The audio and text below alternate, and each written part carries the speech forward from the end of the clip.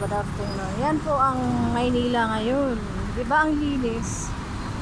Yan. Ganyan. Ang ganda ng ang ganda ng view ng Pilipinas ngayon dito sa Maynila. Ang linis. Grabe. Oh. Nang mawala si si Duterte, nang mawala si Tatay Digong, ito na nangyari sa Kamaynilaan. Oh my God. Ito ba? Hindi ko naman sinisisi sa presidente. Siyempre, sinisisi natin dito sa kung ano nangyayari. Grabe ang dumi. Punong-puno na ng basura ang buong Kamaynilaan. Nagkalat. Ganun yun. Kasi hindi takot kay Bongbong ang mga tao. Kaya kung saan-saan na lang nagtatapon ng basura. Ganun lang yun ang Oh? Diyos ko po. Ayan. Saan lang nagtatapon.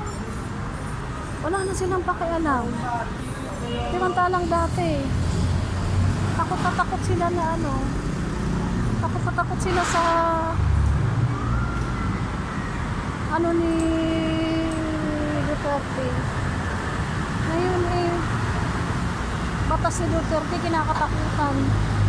Ngayon, batas ni Bongbong, wala na silang pakialam.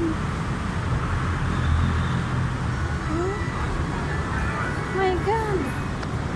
Wala na ba itong solusyon? Nandito ka sa Manila. Maynila pa po ito. My God. Dito lang po sa Avenida. Ito po ang buhay sa Avenida. Napakalinis. Grabe. Wala na pakialam. Nung during ni Duterte, napakalinis ito. Ngayon, ano nangyari dito sa Pilipinas? Yan yan. Yan nangyayari dito sa Blumentritt. Ang daming basura. Yan, ganyan ang nangyayari dito sa Pilipinas ngayon. Napakalinis. Ang baho. Amoy CR. Hala.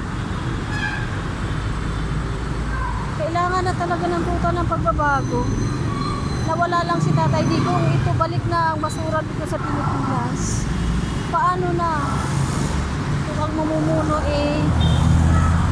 ganito pa rin ang mamumuno dito sa Pilipinas na hindi naman obligasyon anyway ng presidente. Siyempre, obligasyon din yan ng kumbaga, iba na talaga yung may takot yung mga nasa lokal, may takot sa presidente.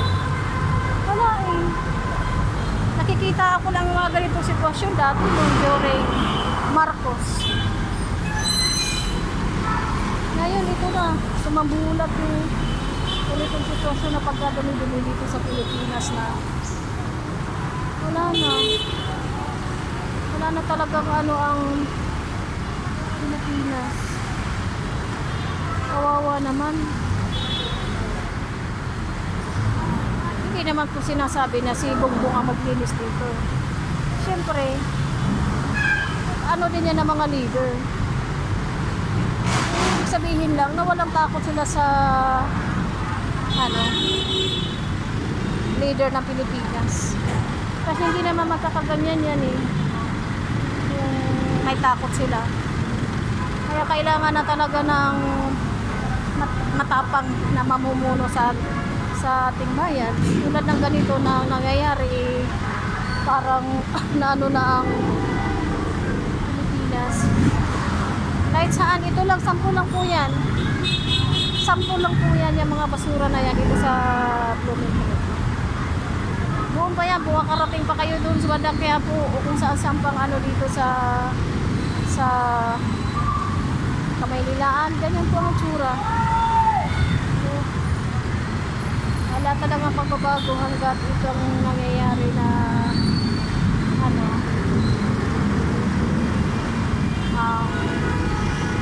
mga ano, pinaukulan walang pakialam.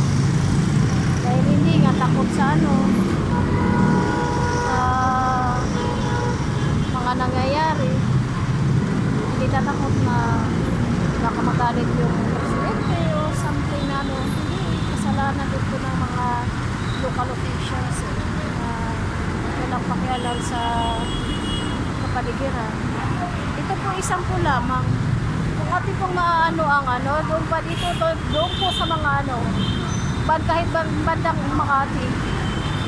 Lahat, marami po ang ganyan. Okay, thank you po. Thank you po.